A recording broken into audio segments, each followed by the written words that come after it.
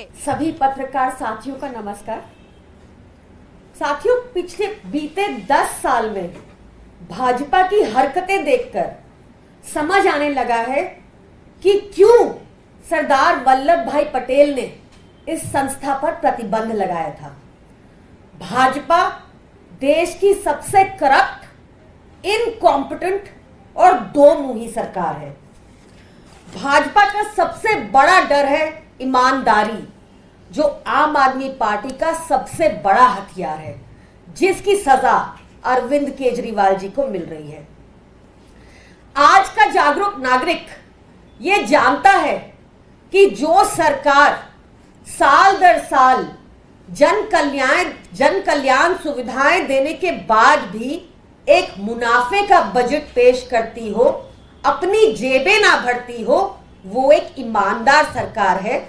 और दूसरी तरफ है भाजपा, जिसके सारे के सारे स्टेट्स घाटे में हैं, क्योंकि वहां के नेता अपनी जेबें भरते हैं, कोई जन कल्याण सुविधाएं नहीं देते।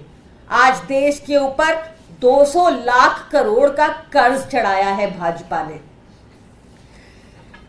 भ्रष्टाचारी जुमला पार्टी, इसका सबसे बड़ा इंडिपेंडेंट इंडिया, स्वतंत्र भारत का सबसे बड़ा स्कैम है electoral bond scam.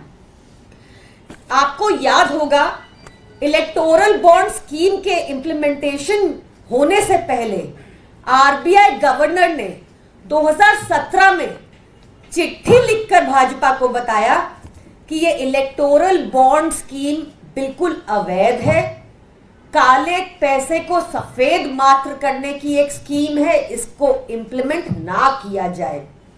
Urjit Patel ने भी नहीं सोचा था कि भाजपा अपने एक्सटोर्शन डिपार्टमेंट द्वारा इस स्कीम के थ्रू उगवाही कराएगी। उर्जित पटेल जी को ये चिट्ठी लिखने के बाद इस्तीफा देना पड़ा था, हम सब ये जानते हैं। बंगारू लक्ष्मण की पार्टी ने 2 साल से हमारे ऊपर अनगिनत रेडें कराई। आज सत्येंद्र जैन जी, मनीष सिसोदिया जी, संजय सिंह जी और हमारे नेता अरविंद केजरीवाल जी जेल में हैं, जब चवन्नी की रिकवरी भी नहीं हुई किसी से इतनी रेडों के बाद।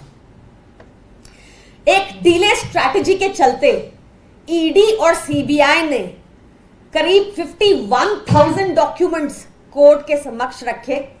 458 विटनेसेस को एग्जामिन कर लिया जा चुका है। ये सब डिले करने की स्ट्रैटेजी थी, इतने सारे कागज तोड़ देना।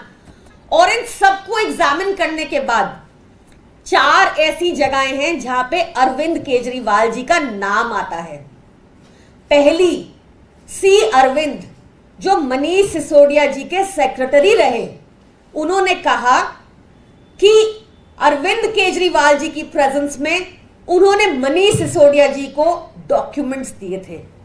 क्या ये सफिशिएंट रीजन है एक सिटिंग मुख्यमंत्री को गिरफ्तार करने के लिए? दूसरी और तीसरी स्टेटमेंट थोड़ी ओवरलैपिंग है, क्योंकि एक पिता और बेटे की है। एमएसआर, जो उस समय जगन रेड्डी की पार्टी के मेंबर ऑफ पार्लियामेंट थे, उनकी स्टेटमेंट है कि वो अरविंद केजरीवाल जी से मिलने आए थे। हां, मिलने आए थे। वो इसलिए मिलने आए थे क्योंकि वो चाहते थे कि दिल्ली में एक फैमिली ट्रस्ट के लिए उनको जमीन अलॉट हो। जमीन अरविंद केजरीवाल जी ने बताया कि लैंड, जमीन दिल्ली में केंद्र सरकार के अधीन है, तो वो एक चिट्ठी बना दे जो अरविंद केजरीवाल जी एलजी को फॉरवर्ड कर देंगे। इसके उपरांत ईडी उनके घर पहुंच जाती है। ईडी कहती है बताओ मिले थे कि नहीं? वो कहते हैं हाँ मिले थे। बताओ इसलिए मिले थे, तुम शराब ड्राफ्ट करने के लिए, शराब घोटाले, एक्साइज पॉलिसी के बनाने के लिए, पैसे देने के लिए। वो लगातार मना करते रहे। 2 स्टेटमेंट दी उन्होंने, लगातार मना किया। उसके उपरांत 10 फरवरी 2023 को उनके बेटे राघव रेड्डी को उठा लिया जाता है, ईडी द्वारा गिरफ्तारी हो जाती है। 5 महीने वो जेल में रहते हैं। इस 5 महीने में ये भी स्टेटमेंट पे स्टेटमेंट देते हैं, और कहीं भी ना राघव रेड्डी ना ही उनके पिता आप